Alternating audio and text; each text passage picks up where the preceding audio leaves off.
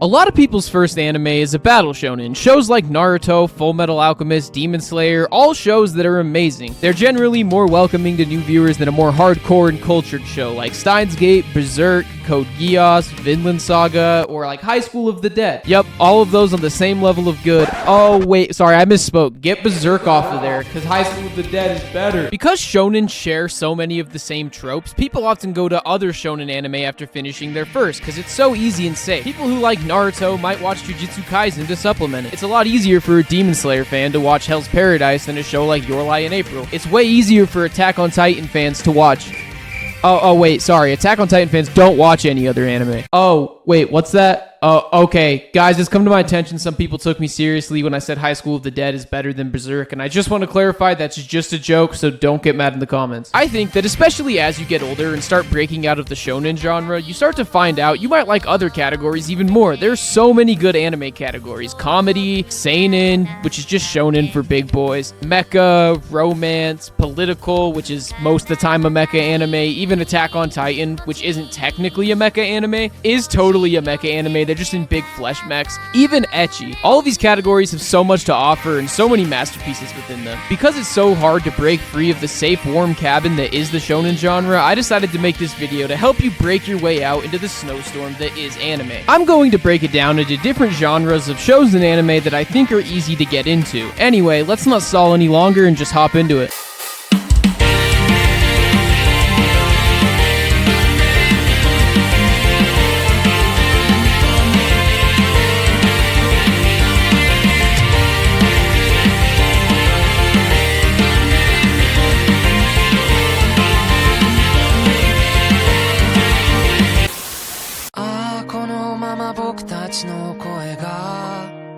Your Name is a great intro into romance anime or even just anime in general. It has stunning animation, a great plot, cute moments, and is genuinely very funny at points. This is a great one to show to your parents or family members, if it didn't have this scene right at the start. This movie starts with our main characters, Mitsuha and Taki, both watching a comet, hundreds of miles away from each other. But from the very first scene, they start to plant the seeds for the theme of the plot, and it instantly grips you. They don't know exactly what it is they're searching for. It's described as just a feeling that both of them can't shake since that day, which is a perfect example of the way that love is. You don't know what it is, no logic or reasoning can explain it, you just have this feeling you can't seem to shake no matter what you do. The feeling that something's missing. The opening scene gives you this unsure feeling that will stay with you throughout the entirety of the movie. A little bit of a spoiler here, but it's only for around the first 10 minutes, so skip it if you want, but it's not a big deal.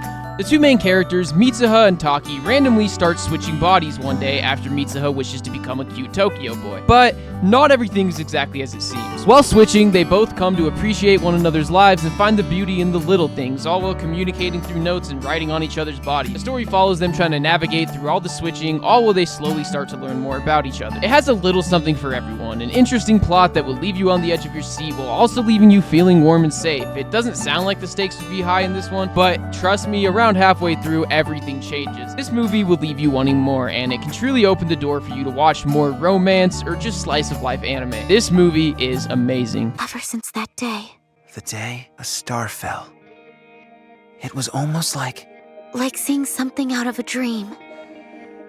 Nothing more or less than a breathtaking view.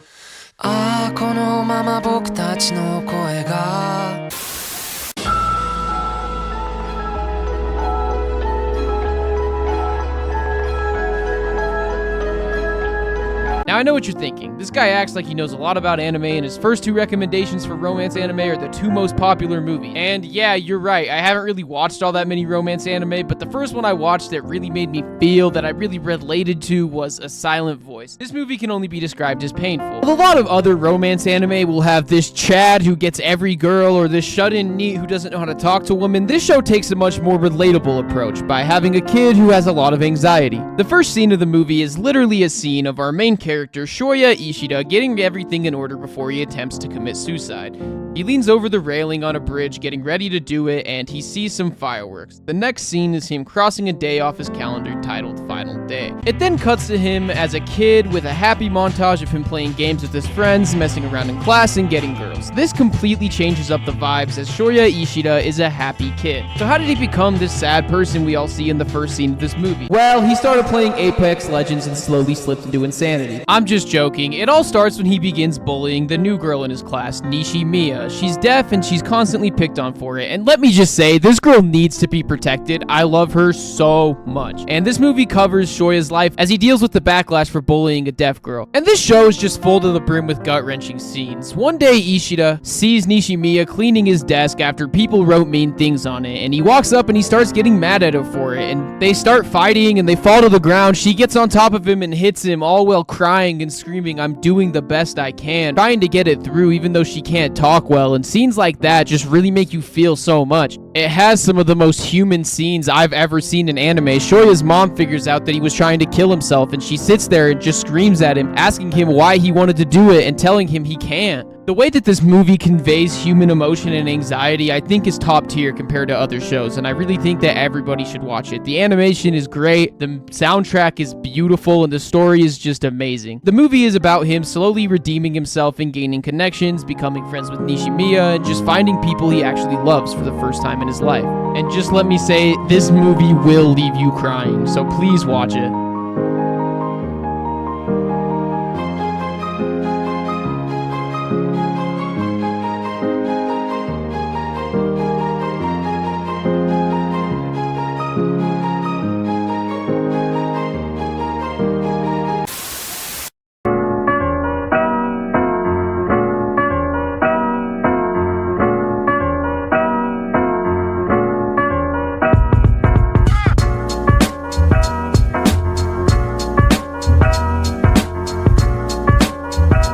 Every once in a while, an anime will come along and blow everybody away. Shows like Vinland Saga with a deep story and a gripping plot, great action. Shows like Attack on Titan that just leave you thinking, what am I watching? That is not Space Dandy. A lot of anime, especially nowadays, feel the need to have this crazy special story with crazy twists, but sometimes all a show needs is vibe. I can't really put my finger on it, but sometimes certain shows can just coast because they're just such a vibe. It's the vibe. You keep saying that It's like the we're supposed vibe. to. And Space Dandy is just that. It's about a dandy guy in space. As a side gig, he goes from planet to planet looking for new aliens to register at the alien registry for money. And as his main gig, it's his goal to visit every single space hooters in the galaxy.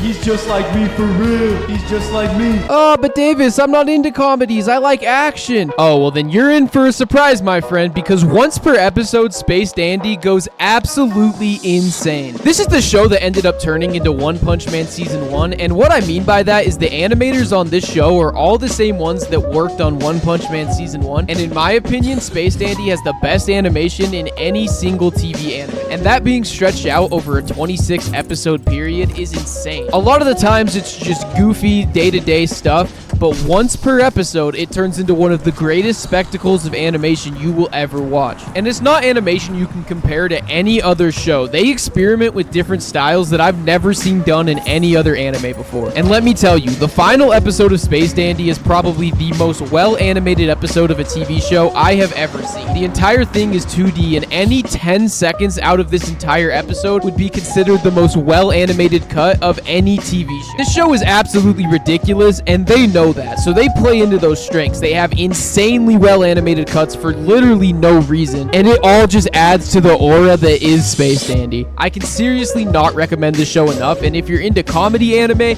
or action anime, I highly recommend this one.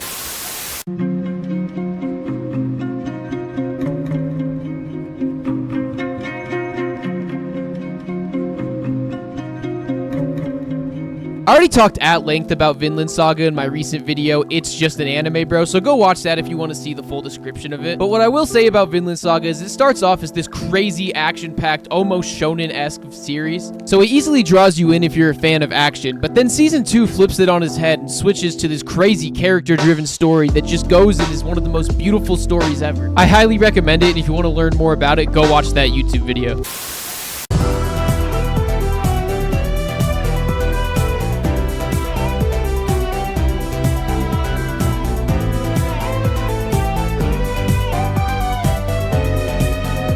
Steins Gate is the first non-shonen anime I watched and fell in love with. It starts kind of slow for some people, but for me, it's gripping from the very start. The story follows Okabe, a self-proclaimed mad scientist who accidentally creates a time machine out of a microwave. I know it sounds ridiculous, but the way that they use time travel is one of the coolest and most unique uses of time travel in any media. It follows Okabe as he starts to deal with the repercussions of messing with time, all while he tries to fix the problems he caused. It's one of the few time travel media that doesn't feel cheap or doesn't lose the plot at certain points. Every single use of time travel has thought and meaning behind it. The stakes feel genuine because you actually fall in love with every character in the show. Like Vinland Saga, it has a little something for everybody. It has a compelling plot, great music, the opening absolutely slaps. It also has femboys, and it has some of the craziest plot twists ever. There are entire side plots that come into play at the very end that you only ever hear about through TV. When the twists happen, it actually makes sense and you realize that the clues were always there. And it all comes together perfectly at the very end to create one of the greatest endings in anime. This is my favorite anime on this list.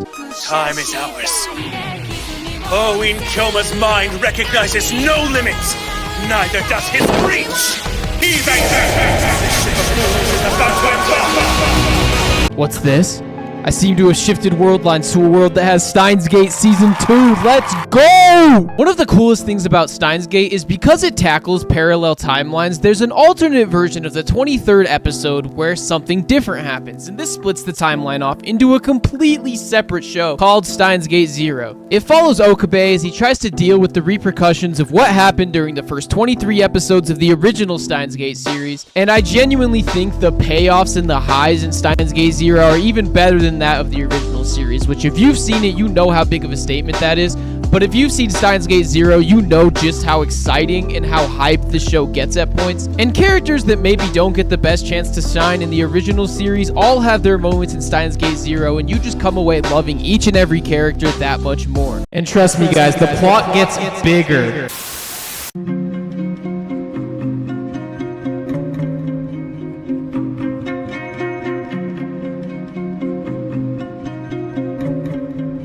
I've talked about Bungo Stray Dogs quite a bit in my long form and my short form content, so I won't harp on this too long. I just want to say if you're a woman, you will absolutely love this show, and if you're male, try to make it to season 4 or 5, and if you do, you'll love it. This show is the most shonen feeling seinen I have ever seen. The first season's pretty good, the second season's great, third season's kind of boring, and then the fourth and fifth season is just this crazy, well-written hype train that's as good as any other peak anime. And also, did I forget to mention that every character in the show is based off of a real-life author?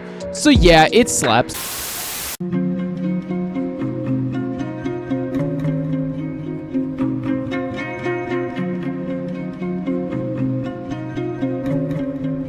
Samurai Champloo is about two different samurai and a girl who's looking for a guy she only knows by the name of the samurai who smells of sunflowers. Now, one day when she saves the two samurai from getting executed, she flips a coin and tells them if it lands her side, they have to help her find that man. But that's not really why I like this show so much. It, again, just like Space Dandy, is just the vibes.